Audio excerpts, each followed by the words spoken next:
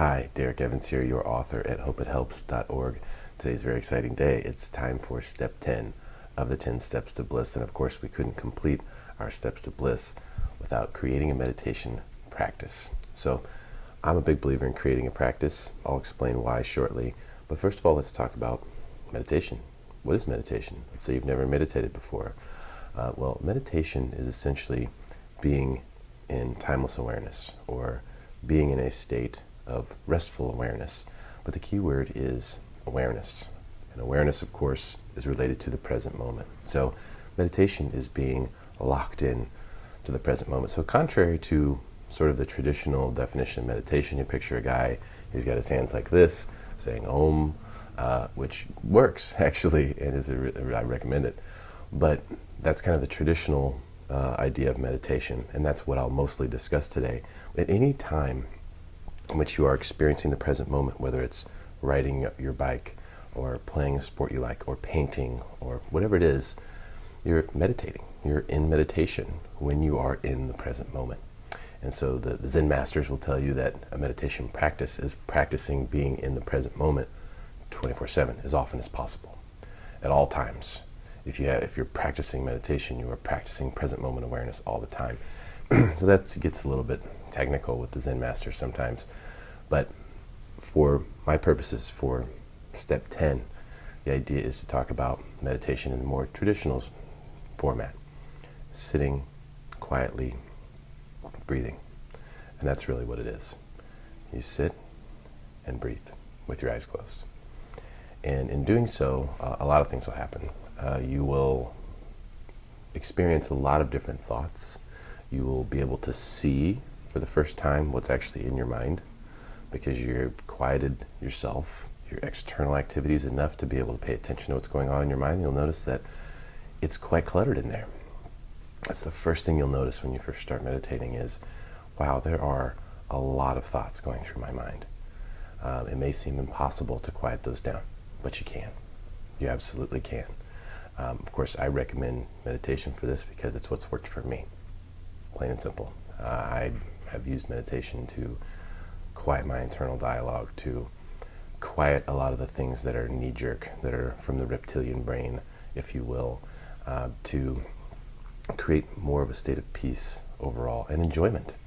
That's the great thing about fun, right? You can find it anywhere, but you got to tell yourself, you got to remind yourself that you can find fun anywhere in order to find it.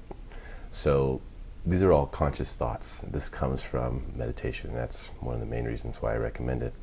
Of course, if you haven't meditated before, if you've been meditating, and you would say unsuccessfully. Now, there's no such thing as an unsuccessful meditation. I want to get that out there.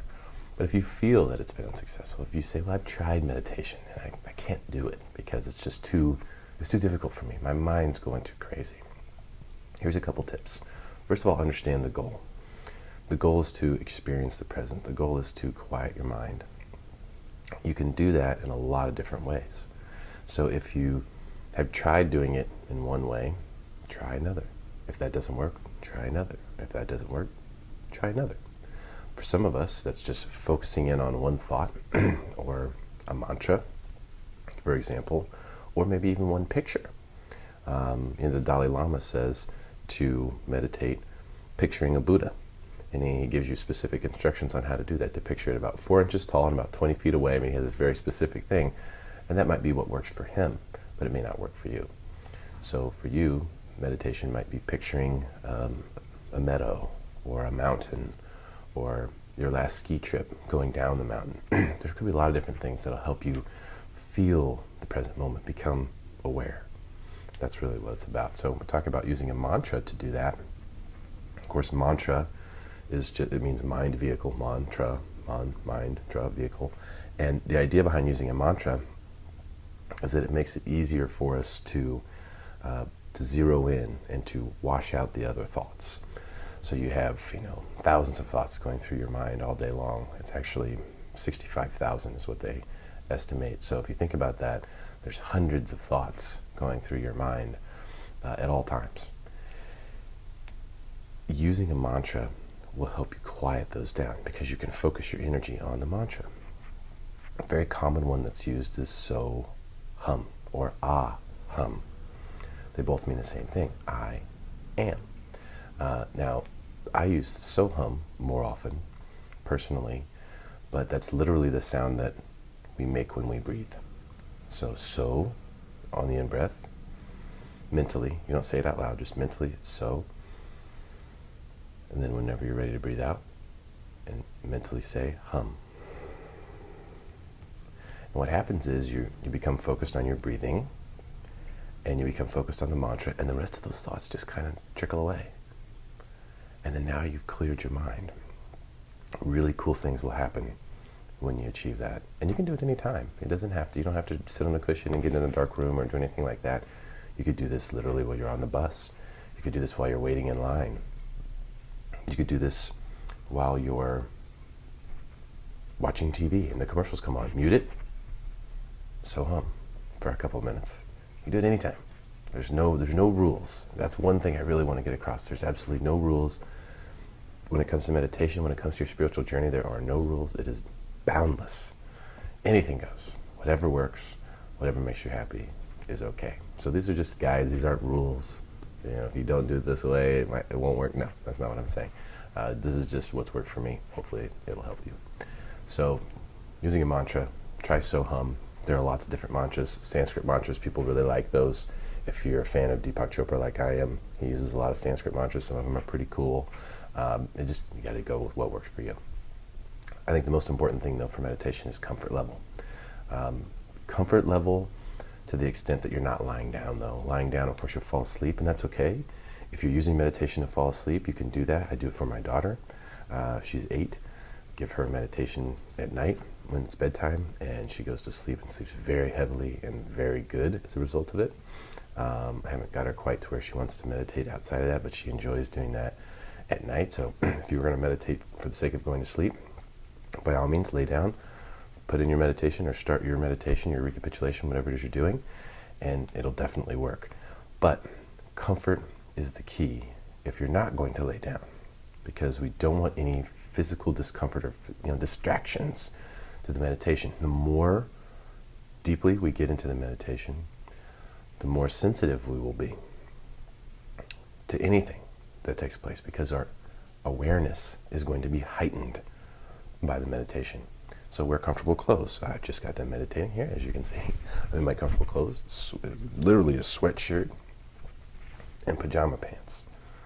And that's what I meditate in, because it's extremely comfortable, and that's what matters.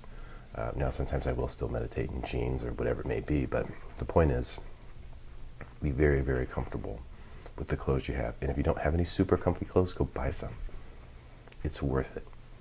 And it'll help. It'll help the meditation. It'll help you feel comfortable. It'll help you melt into wherever you're sitting or wherever you're laying or wherever you're doing. You will melt into it. And if you can melt into it on the out-breath of your meditation, you're going to find that you have, and just surrender and trust the meditation, you'll have a much better experience that way.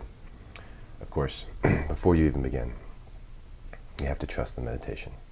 If you go into it thinking, well, I'm going to meditate so that I can feel this way, or, I really feel bad about this, so I'm going to meditate so I can feel better. That's a rigid expectation, and that's going to get you going in the wrong direction right away. Remember, meditation is about connecting with the soul. If we quiet our mind, then we can hear the soul.